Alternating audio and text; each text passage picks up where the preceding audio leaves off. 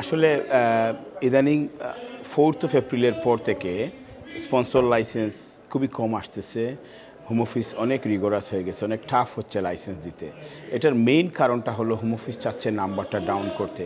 কারণ home office যখন last year তাদের মাইগ্রেশন যে নাম্বারটা যে 600,000 লোক চলে আসছিল এই দেশে, কেয়ার ভিসা বলেন বিভিন্ন ভিসায়, কারণ রুলটা রিল্যাক্স ছিল পোস্ট কোভিড, যার কারণে লাস্ট 3 ইয়ার্সে অনেক লোক আসছে। এখন গভর্নমেন্ট যখন দেখছে যে আসলে মাইগ্রেশন তাদের যে টার্গেটের অনেক উপরে চলে গেছে, যার কারণে গভর্নমেন্ট এটাকে ডিটার করার জন্য এইটাকে রুলটাকে টাফ করছে। স্যালারি থ্রেশহোল্ড সাডেনলি ফ্রম 26,000 থেকে 38,700 নেওয়া হচ্ছে।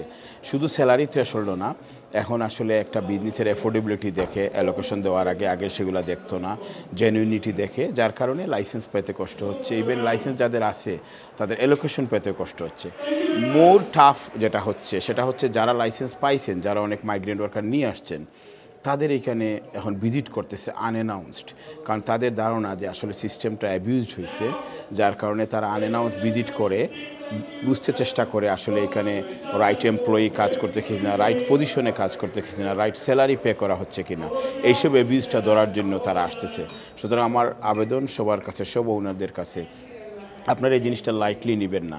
যারা লাইসেন্স পাইছেন, আপনারা যে মাইগ্রেন্ট ওয়ার্কের যে অ্যাডভান্টেজটা পাচ্ছেন, কারণ আপনারা যে সুযোগটা পাচ্ছেন সেই সুযোগটা কাজে লাগাবেন, কমপ্লায়েন্ট থাকবেন, কিভাবে আসলে রাইট স্যালারি দিবেন, রাইট টু ওয়ার্ক চেক করবেন, সব কিছু মিলে হলিডে বা স্যালারিটা ব্যাংকে দিবেন, এগুলো সব কিছু কমপ্লায়েন্ট থাকবেন।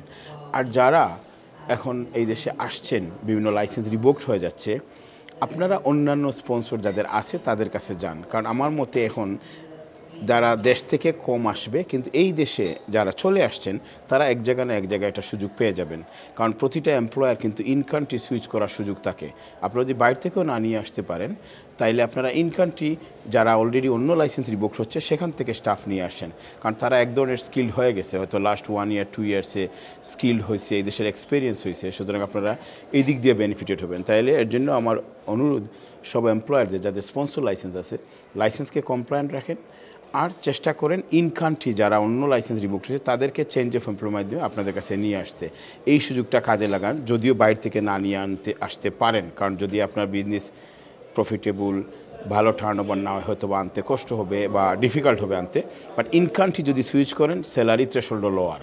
আপনি যদি ইন কান্ট্রি কাউকে সুইচ করেন, সেখানে মাত্র 29,000 স্যালারি দিলে সুইচ করতে পারেন। কোনো ক্ষেত্রে ইভেন 23,200 পাউন্ড দিয়েও সুইচ করতে পারবেন স্টাফকে ইন কান্ট্রি। সুতরাং আপনারা মনোযোগ দেন এখন ইন কান্ট্রি অন্য কোম্পানিতে যারা আসছে তাদের লাইসেন্স রিভোকড হইলে তাদেরকে হেল্প করতে।